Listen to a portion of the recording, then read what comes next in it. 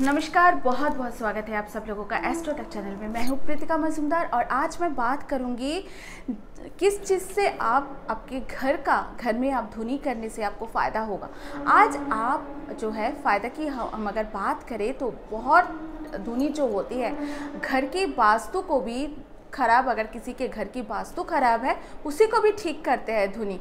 तो आपको एक एक करके क्या क्या कौन से धुनी से आपके घर में क्या क्या फ़ायदा होने वाली है आगे जो है ये आपको एक एक करके बताने वाली हूँ। हिंदू धर्म के अनुसार जो है घर में धुनी देने की परंपरा काफ़ी प्राचीन है, काफ़ी हज़ारों साल पुराना ये परंपरा है।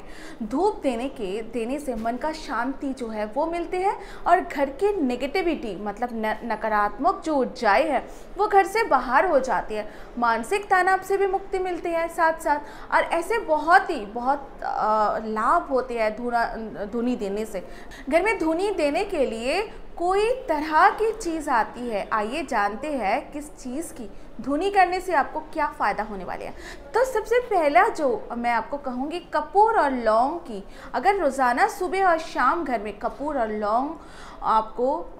लौंग की धुनी आप करें, आरती के समय और प्रार्थना के समय कपूर जलाकर आप उनकी आरती ले, इससे जो है आपके घर के वास्तु दोष जो है वो ख़त्म होना शुरू हो जाती है। साथ ही आपको पैसे की कमी जो होता है वो पैसे की कमी होना बंद हो जाता है। धीरे धीरे आपके घर में सुख समृद्धि बढ़ने लगती है, क्योंकि जो कपूर होता है माँ लक्ष्मी का बहुत ही ज़्यादा प्रिय वस्तु होती है। इसके अलावा आपको आगे बताऊंगी गूगल की धुनी से आपको क्या फ़ायदा होता है।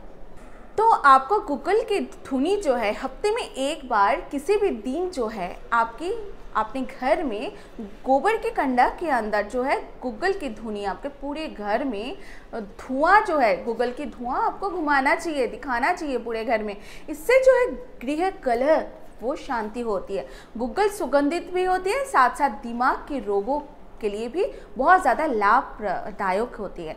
साथ ही पीली सरसों की हम बात करते हैं। पीली सरसों की धुआं देने से क्या फ़ायदा होता है। पीली सरसों, गूगल, लुबन, गोघृत मतलब गाय का जो घी है, ये सब कुछ मिलाकर सूर्य अस्त के समय अगर गोबर के कंडे जलाकर उसके ऊपर ये चीज़ें डाल दे और धुआं दे घर में, इससे जो होते हैं आपके घर के नकारात्मक ऊर्जा जो है वो धीरे धीरे आप बिल्कुल समाप्त होने लगते हैं। तो रोज़ ये पीले सरसों, गूगल, लुवन और गाय की घी इन सब मिला के धुनी देना चाहिए। उसके बाद जो है धूप बत्ती का, उसका भी आपको उससे क्या फ़ायदा होगा आगे बताते हैं। घर में पैसे नहीं टिकता तो रोज़ाना महाकाली के आगे धूप बत्ती आपको लगाना चाहिए, धूप का इस्तेमाल करना चाहिए। जैसे कि आपको बहुत सारे धूप होते हैं, जैसे चंदन का धूप होते हैं, गुलाब का धूप होते हैं, अलग अलग आपकी इस तरह की धूप मिलते हैं मार्केट में। तो ऐसे धूप का आप इस्तेमाल कीजिए। शुक्रवार को माँ काली के मंदिर में जाकर आप पूजा करें और रोज़ घर में माँ काली के आगे धूप आपको लगाना चाहिए। इससे जो होता है आपके घर की आपके घर की पैसे की अभाव जो है वो धीरे धीरे ख़त्म होने लगती है। साथ ही नीम की पत्ते की धुआं, हम अगर नीम की पत्ते की धूप देते हैं उससे कि आपको क्या फ़ायदा होती है।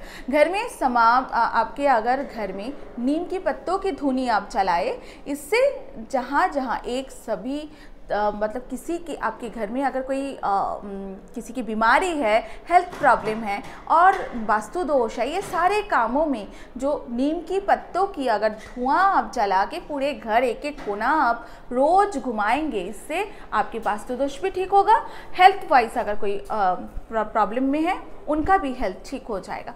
आइए आगे जानते हैं शुरशांग धूप किसको बोलते हैं, इस धूप जलाने से आपको क्या फ़ायदा होता है।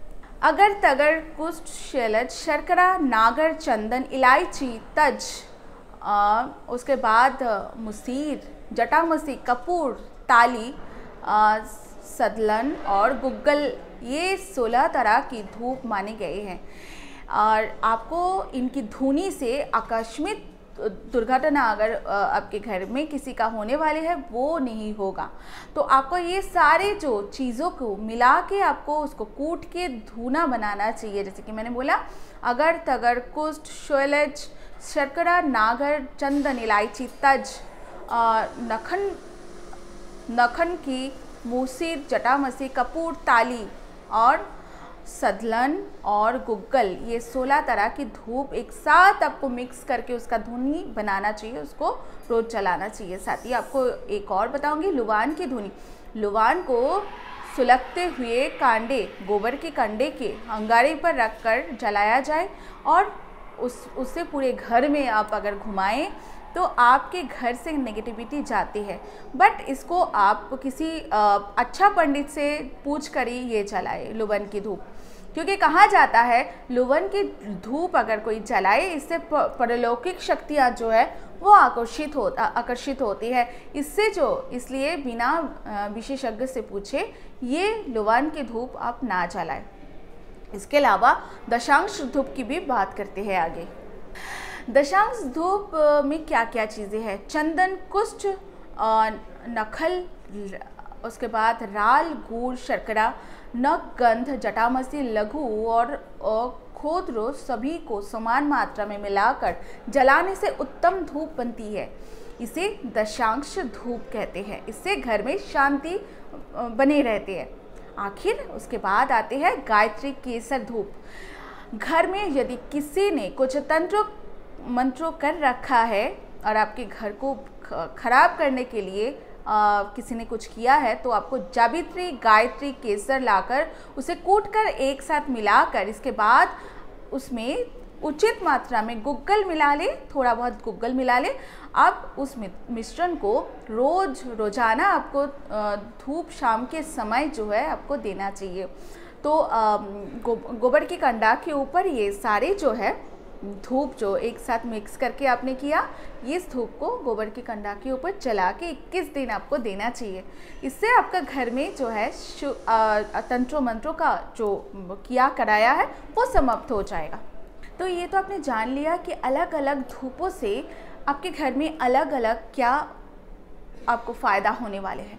तो आज तो आपने जान लिया इतना ही, और आगे मैं आप लोगों के सामने दोबारा कुछ पूजा पाठ, साधना, काला जादू की टोटके लेके हाजिर हो जाऊंगी। जब तक मुझे इजाज़त दीजिए और सब्सक्राइब करना ना भूलें एस्ट्रो तक चैनल को। नमस्कार।